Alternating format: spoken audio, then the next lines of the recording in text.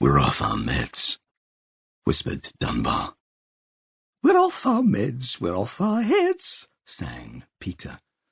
"We're out of our beds and we're off our meds. Yesterday," he continued in a conspiratorial whisper, "we were drooling into the lapels of our terry cloth dressing gowns, but now we're off our meds. We've spat them out, we've tranquilized the aspidistras. If those fresh lilies you get sent each day—" "When I think where they come from," growled Dunbar. "Steady, old man." "They stole my empire, and now they send me stinking lilies." "Ew, you had an empire, did you?" said Peter, in the voice of an eager hostess. "You must meet Gavin in room 33.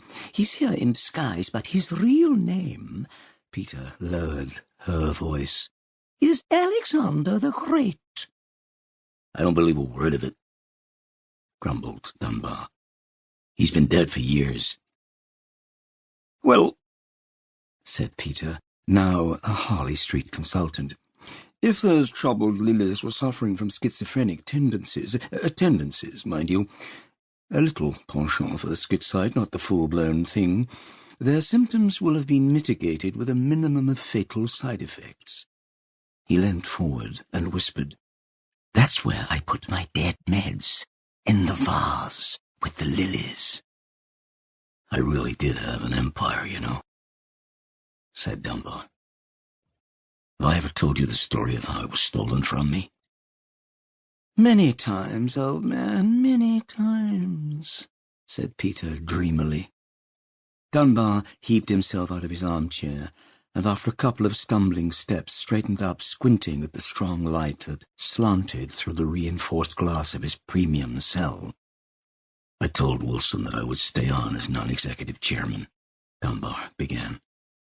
"Keeping the plane, the entourage, the properties, and the appropriate privileges, but laying down the burden." He reached over to the large vase of lilies and lowered it carefully to the floor. "Laying down the burden of running the trust from day to day. From now on," I told him, "the world will be my perfect playground, and in due course my private hospice." "Oh, that's very good," said Peter. "The world is my private hospice. That's a new one." "But the trust is everything," Wilson told me. Dunbar grew more agitated as he moved into the story. "If you give that away," he said, "you'll have nothing left. You can't give something away and keep it at the same time." "It is an untenable position," Peter cut in. "As R.D. Lang said to the bishop." "Please, let me tell my story," said Dunbar. "I told Wilson that it was a tax measure, that we could get around the inheritance tax by giving the girls the company straight away. Better pay the tax," said Wilson, "than disinherit yourself." "Oh, I like this Wilson," said Peter. "He sounds like a sound fellow. Sounds like a man with his meds screwed on. Oh, I mean his head's screwed on." "He only had one head," said Dunbar impatiently. "He wasn't a monster. It's my daughters who are the monsters." "Only one head," said Peter. "What a dull fellow. When I get antidepressed, I have more heads on my head than bees in a bonnet." Very well, said Dunbar. He looked up at the ceiling and then boomed down in the voice of Wilson. "You can't cling to the trappings of power without the power itself.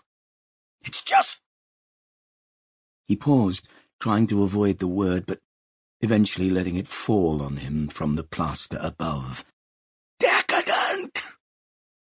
"Oh, decadence, decay, and death," said Peter in his thespian tremolo.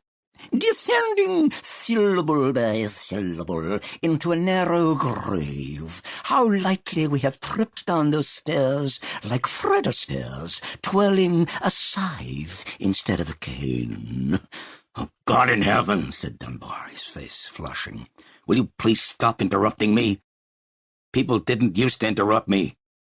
They listened to me meekly. If they spoke, it was to flatter me or to make lucrative insinuations. But you... Okay, guys, said Peter, as if addressing an angry mob. Give the man some space. Let's hear what he's got to say. I can do what I bloody well like, cried Dunbar. That's what I told Wilson. I am informing you of my decision, not asking your advice. Just make it happen. Dunbar raised his eyes to the ceiling again. I'm not only your lawyer, Henry. I'm your oldest surviving friend. I'm saying these things to protect you,